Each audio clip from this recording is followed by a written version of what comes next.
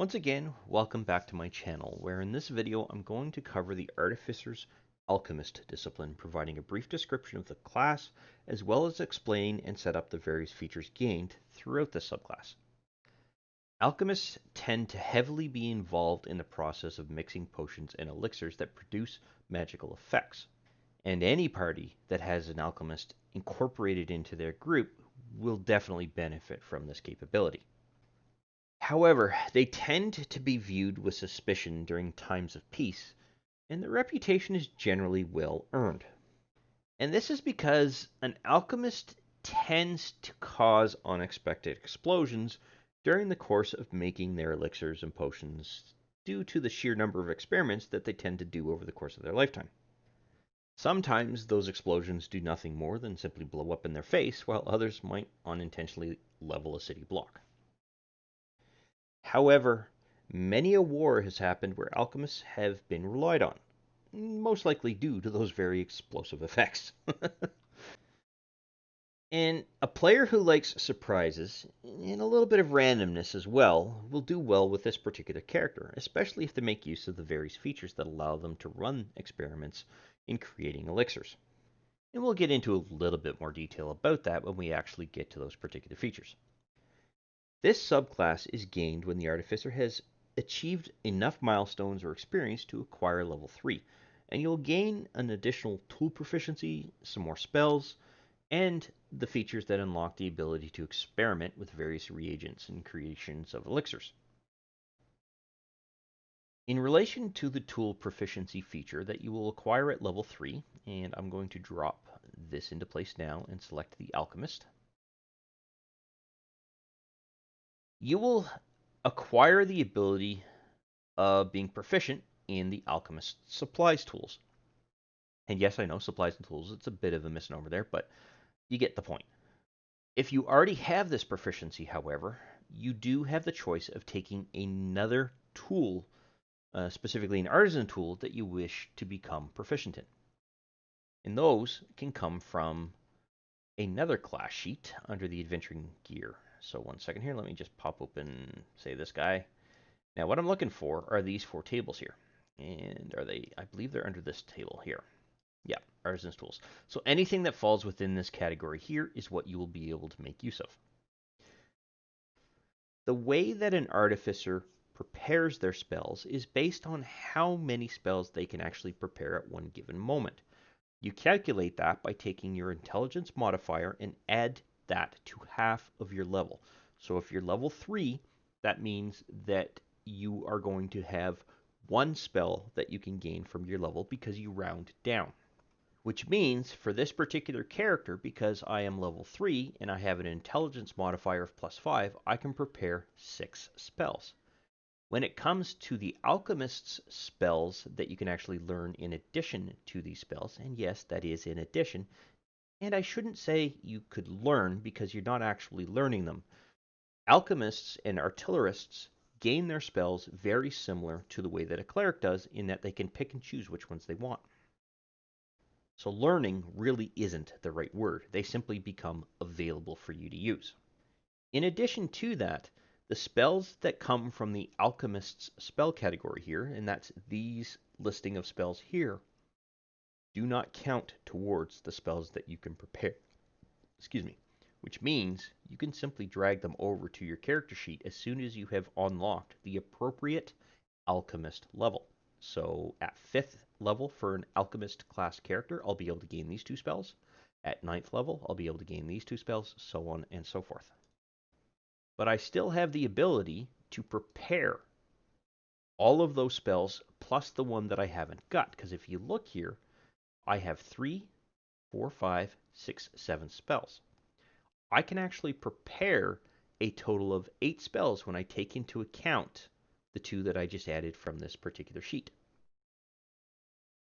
So I could theoretically go grab a 8th spell from our spellcasting sheet provided by the Artificer class. And this would be level 2, or no, actually, this would be level 1. So there, and I could take any one of these spells that I don't already have. I already have Identify, so let's go with Long Strider, for example. and then I can actually prepare that. And the reason for that is because my intelligence modifier and my character level give me a maximum of 6 spells that I can prepare through that. And I can actually prepare these 2 spells because they're always available. And the only way a spell will actually show up in your combat listing here is if it's prepared. So you have to put the preparation tag in there in order for it to show up. That's the reason why I can say that you can set up 8 spells for this particular character. And that works for all of these spells. So in theory, whenever I gain level 5 and unlock these 2 spells, whatever my total is, which would be 5, divided by 2 is 2.5, meaning that I can gain 2 spells for my level. I still have 5 spells I can gain through my intelligence modifier, giving me a total of 7, plus the 2 that I have acquired here for these 2 spells, plus these 2, gives me a grand total of 11 spells that I can actually go through and prepare. However, 4 of those spells can never be unprepared. So any of the spells that are in this list will always be prepared here, and you cannot change them out for another spell that you could actually go through and prepare. Unlike the other spells that come from your Artificer class, which you can swap out at will. Well, generally when you rest or when you gain a level. And that's how the Alchemist spells work for this particular character. And then finally, in relation to level 3, you are also acquiring the Experimental Elixir feature. And this is a fun one. So with this particular feature, you have the ability, after you have completed a long rest, to create a random elixir. You must have an empty flask, and when you do this, you will roll against this particular table. And you can do that just simply by popping this table open and clicking on this roll option here. And what will happen is that when you touch that flask, you will create an elixir that contains one of these abilities. So it could be a healing elixir, it could be swiftness, resilience, etc., etc., etc. But that's not all. If you choose later on throughout the course of your day, even potentially during combat, to create another elixir, you can expend one of your spell slots, and it doesn't matter which spell slot you choose. So if you only have a second level spell slot available, you can use a second level spell slot if you wanted to. What this gives you the ability to do is, instead of rolling against this particular table, you can choose to create an elixir. So if you had a party member that was knocked unconscious and nobody had any healing potions available, and you had an empty flask, and that is the key part, you can use an action to grab that flask, expend a spell slot, and create a healing potion right there on the fly. But regardless of how you do this, you still need to have your alchemist supplies tool, if you will, available. So it can't be back at camp, or it can't be somewhere else. You have to be carrying that around. Now, any elixir that you create will last until it is either drunk or until you have completed another long rest. So if you guys skipped, or your party skipped, a night in their long rest due to some event that was going on, that potion would still remain. It's only after you actually go through and sit down and sleep, or if somebody has drunk that particular potion, then it's gone. And you can't med out partial aspects of this potion. So if you're creating an elixir, think of it as a very tiny flask. It's going to have one use in it and one use only, unless otherwise stated. The next thing that happens is that as you level up, specifically at levels 6 and 15, you can create additional elixirs, but not during combat. So when you've completed the long rest at level 6, you would then be able to touch 2 elixir flasks that are empty and create 2 elixirs. You would roll twice on this elixir table in order to be able to actually create each of those elixirs.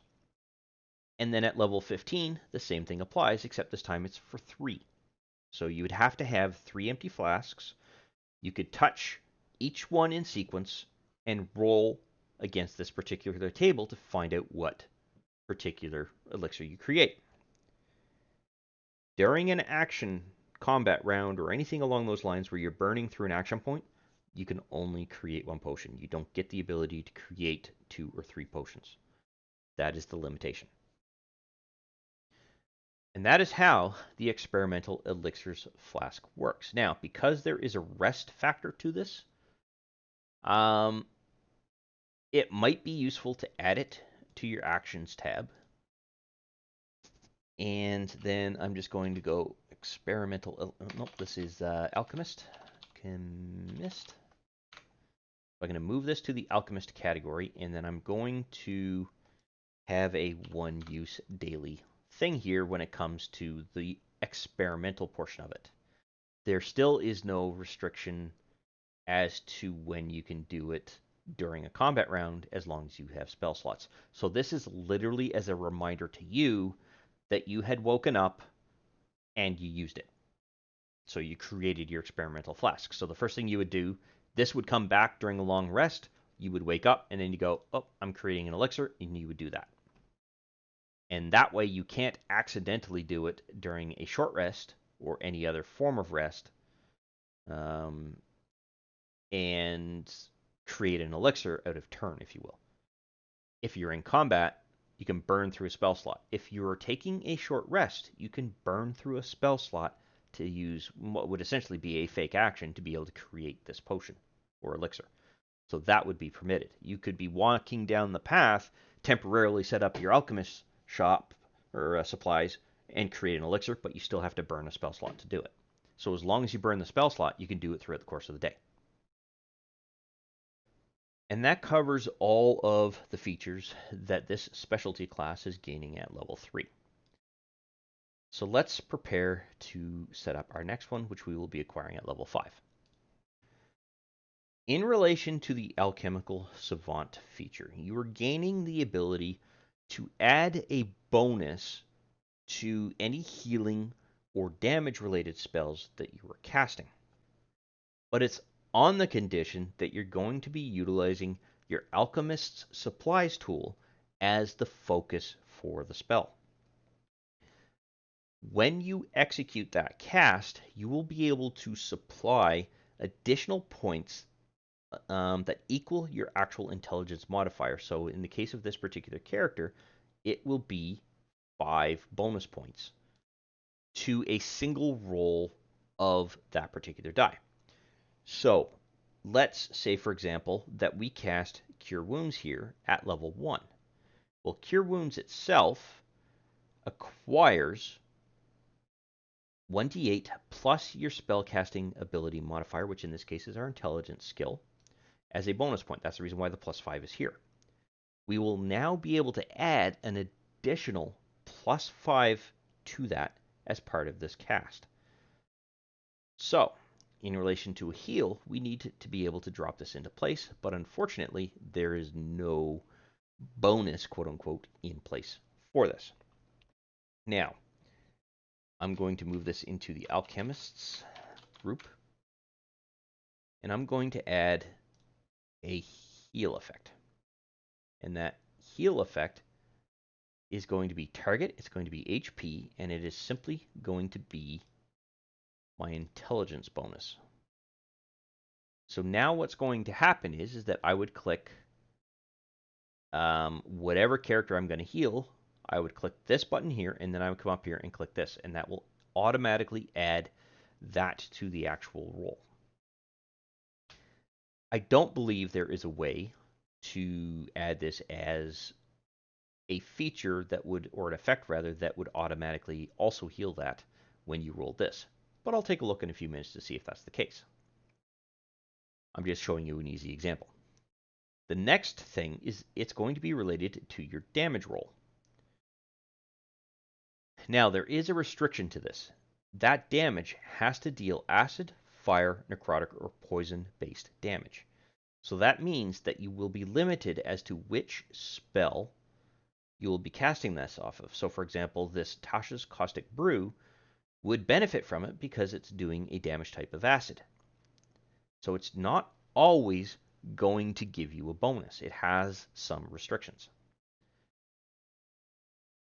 Now an easy solution to that is we could add our damage point here, and again we set it up so that it is our intelligence stat, and it will be 5 points of damage.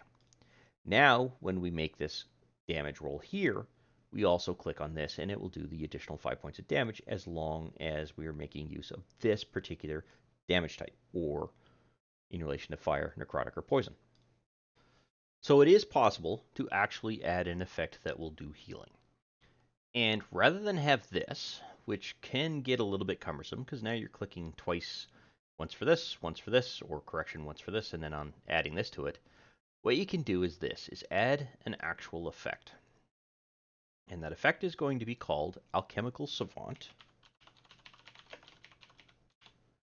semicolon, and we want to heal, colon, our intelligence modifier, because that is what an alchemist uses for their spellcasting ability. It's going to be on yourself, and it's going to be on next roll. So what I mean by this is that you are going to be the target of this effect because you're going to be the one casting the healing spell in relation to the healing thing here. So now, if I go through and I set up my situation here in the combat tracker, then what I see is this. I'll expand this so that we can see the effect. I will apply the effect to my character, and we'll get the heal, and you'll see here that it has properly calculated out the value that we'll be providing as a bonus.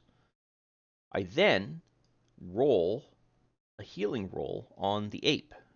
And what we will see is instead of having my +5 bonus here, we have a +10 bonus, and the effect that was there has expired. Excellent. That is working the way that we want it to, so we can get rid of this. Now we already know that there is the means to do this with the damage effect, so I'm going to add another damage effect here. Another effect. I'm going to edit that and call it Alchemical Savant, semicolon, and then it's going to be DMG, colon, and then INT in square brackets, much like we did with the heal. It will also acquire yourself as the targeting, and it will be on next roll. Now, if I add this effect to this particular spell, to the character, and then I cast the damage effect for the acid spell, let's throw it on the succubus, then you will see that there is the +5 bonus to that damage, because the 2d4 acid damage here doesn't do any damage. That is a bonus damage. It simply adds the bonus through the effect that we applied to our character. Excellent. That is working the way that we want it to, which means we can get rid of this. Now the condition that it states that it works on one roll of the spell is immaterial in this case, because we're clicking on the effect and then we're making the roll. The bonus is simply being added as the total sum to the value.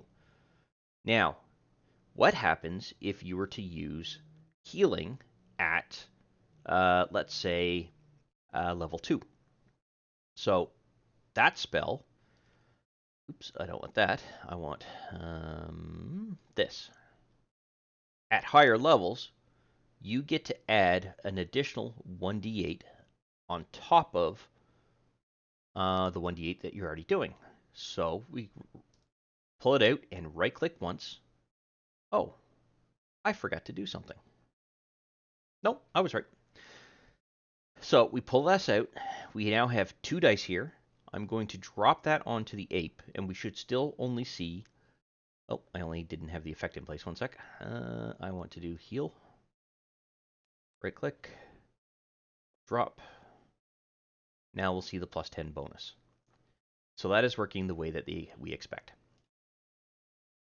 And the same thing would apply for any of the spell damage that has to occur where it's going to benefit from an increase in the level use. So let's see, does Caustic Brew do that?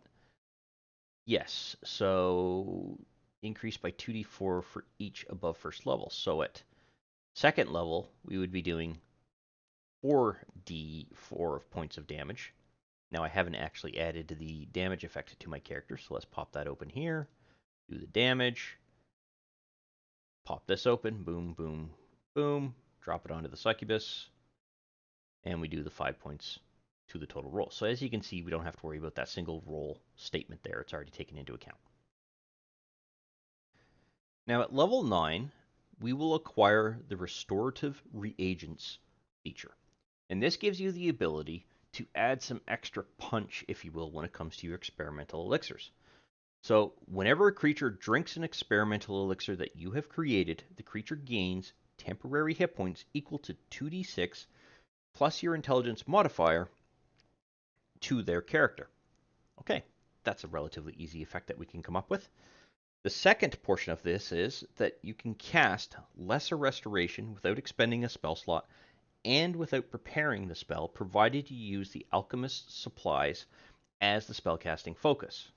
You can do this up to an intelligence modifier number of times per day, meaning that in this particular character's case, that would be 5 times per day. Okay, so this is going to require us to set up this feature in this particular actions tab. So Alchemist. Now we already have the 2d6 plus 5 temporary hit points there, and to add them, all you do is you drag and drop them onto a character. And as you can see, we gained 15 total temporary hit points. There was 14 there for some reason. I can't remember why, but now it's set to 15. In relation to the Lesser Restoration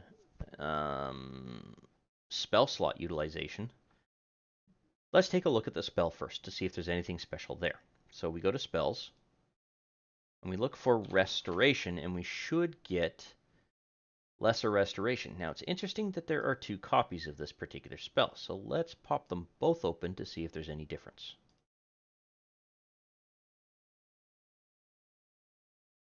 No, but this is specifically set up for the Artificer, so we're going to restrict and make use of that. So, you touch a creature, restoration can be, okay, so we're not going to need to add an effect of any kind, but what we will do is set this up that it can be used an X number of times when you use option number 2 here. And we're going to set that up so that we can do this 5 times daily. Now, is it between a short rest or just a long rest? Finish a long rest. So it does require a long rest. The good news is here is that it gives you a shortcut to the spell, so you don't need to worry about that. Now we have these little pips here. When someone drinks the experimental elixir, you click this and give them the temporary hit points, or you drag that onto their character. You don't, however, take a pip when you do that. The only time you take a pip here is if you're going to be casting the Lesser Restoration portion of this particular Restorative Reagents feature. So, let's say that one of our party members got hit with something that gave them a disease. Well, then you could touch that particular character, cast the Lesser Restoration, and make use of it simply by stating that you've done so and tag a pip. Eventually, you will have used them all, and it will go away for the day. That will make it a little bit tricky to get at this, but the DM can deal with that after the fact, because they will still have access to your character sheet, or you just simply switch it to standard. You'll regain access to this aspect of this, and you can move it over. So that's really the only shortcoming of this particular configuration. And I will just undo that for now. So the last feature that you're going to gain is called Chemical Mastery, and this will be acquired at level 15. And with this feature, you're gaining a couple of things. The first is that because your character has gotten so used to chemicals, you are now gaining resistance to acid damage and poison damage, and are now immune to the poison condition. So you can no longer be poisoned, but you will still suffer the damage. The other side of this is that you can now cast Greater Restoration and heal without expending a spell slot, and without preparing the spell, and without any material components, as long as you use the Alchemist's supplies as your spell focus. Once you cast either spell with this feature, you can't cast that particular spell again until you finish a long rest. What this means is that you can cast Greater Restoration once, and you can cast Heal once before you have to tick the pip off on this particular use and wait for a long rest. So that's gonna be kind of a bit tricky, but there's a way that we can work around this. So the first thing I'm going to do is drag this into here. Now, nothing has been provided when it comes to any effects or anything like that. So Alchemist rather. I'm going to minimize that. So this is chemistry or chemical mastery. I want to add an effect to this particular thing here, and it's chemical mastery.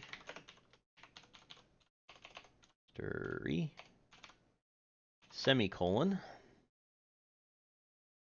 resist, colon, and it should be poisoned, and acid. And I think it's poisoned, not poison. Just let me quickly confirm.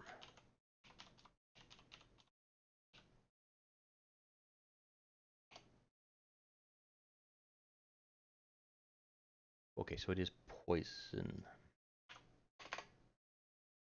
Poison and acid damage. And what this will do is it will give you the resistance against that particular spell. When it comes to the immunity to the poisoned condition, that's just simply going to be that the DM removes the effect after they apply it. And this will be on you and on you alone. Now, what about the Greater Restoration and healing spells?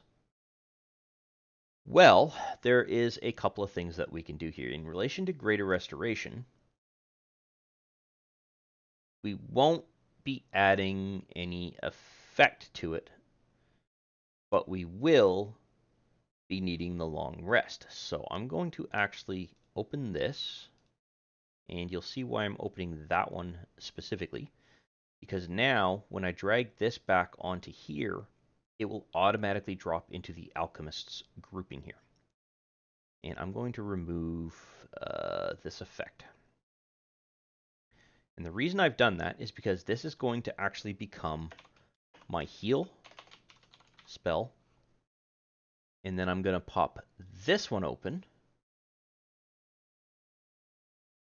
Oops, and let me actually commit the change there. It should update it. There we go. And drop that into place and use Greater Restoration. Now, there's a reason why I've broken these out, because when it comes to the healing spell, we could potentially move the rolls that we're going to make here, which in this case is just 70 hit points, into this particular spell. Whereas with the Greater Restoration, all we're really tracking is its use. So I'm going to go to Preparation, set each of these to 1. Now I have a usage tracker. Excellent. Now what about this heal? Well, now I want to add a heal effect. And it will be 70 hit points is what we will be regaining. This will be to a target. It'll be HP. And I'm just going to be putting in 70 there. Now I have the ability to, without having to go and actually cast the heal spell, I can literally just go heal, click, and it's used.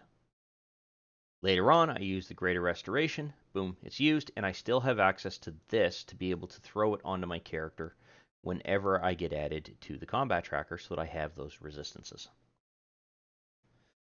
Actually, there is one correction that I can make here, and this might simply be informative rather than actual functional. So I'm going to add another condition to this. So immune : poisoned, and this is with the Poisoned. So with the ED on the end. I want to actually see if that would remove my ability to get poisoned itself. So let's have a look at the combat tracker here. Pop this open. Now I think the succubus has a poison-based attack.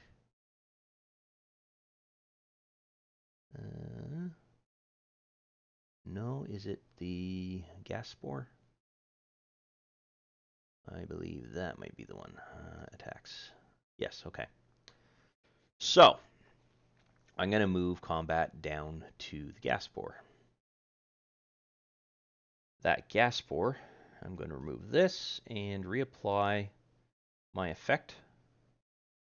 And let's see what actually happens here. So, I'm going to do an attack plus 0, and let's say that it's going to hit. I do 1 point of poison damage. And did I actually take any damage there? I did not. Resist poison. Excellent. Okay. Now what about the poison effect?